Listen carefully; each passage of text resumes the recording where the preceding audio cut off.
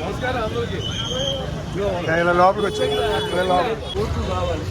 చంద్రబాబు నాయుడు గారు ఎంత క్లియర్గా చెప్పారు, 30 మందికి ఎక్కడ 20కి తక్కువ పోలు ఎవరికి అవ్వకూడదు. ఆ 30 మంది అంటే 66%, మనం వీలైతే 90%.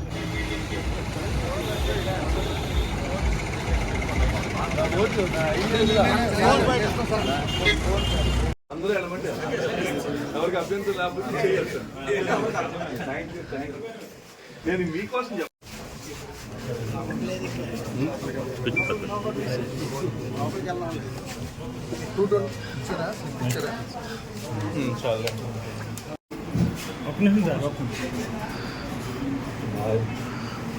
పద్ధతిగా చేస్తారు, అలాగే చేయాలి. ఎమ్మెల్సీ ఎలక్షన్లో కూటమి అభ్యర్థిగా శ్రీ ఆలపాటి రాజేంద్ర ప్రసాద్ గారు కూర్చున్నారు. ఇవాళ నాకు చాలా సంతోషంగా ఉంది. నేను బెంగళూరు నియోజకవర్గంలో మొత్తం 9 బూతులు ఉన్నాయి. 9 బూతులకి నేను బూతులకి పైకి వెళ్ళి ఆ మండలాలకు వెళ్ళాను. మొత్తం ఎన్డీఏ నాయకులు మొత్తం అందరూ ఏ బూత్ దగ్గర చూసినా 150 నుంచి 200 మంది నాయకులు ఉండి వాళ్ళ గ్రామాల నుంచి వాళ్ళని తీసుకొచ్చి ఓటేస్తున్నారు. తప్పకుండా మన ముఖ్యమంత్రి గారు చంద్రబాబు నాయుడు గారు చెప్పినట్టు ఏ గ్రామ నాయకులు ఆ గ్రామంలో ఓట్లు, అలాగే 30 మందికి ఒకళ్ళు వేసిన వాళ్ళది బాధ్యత అని చెప్పారు.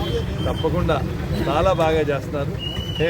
పార్టీకి మనం చేసేది ఒక్కరోజు, పార్టీ మనకి 5 ఏళ్ళు 350 రోజులు చేస్తాం.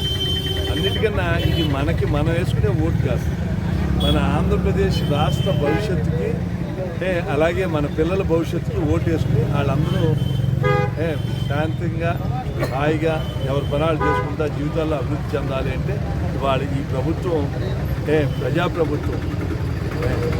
ఎవరో ఒకళ్ళు చెప్పిన డిక్టేటర్షిప్లో కాకుండా అందరూ ఒపీనియన్ తీసుకెళ్తాను.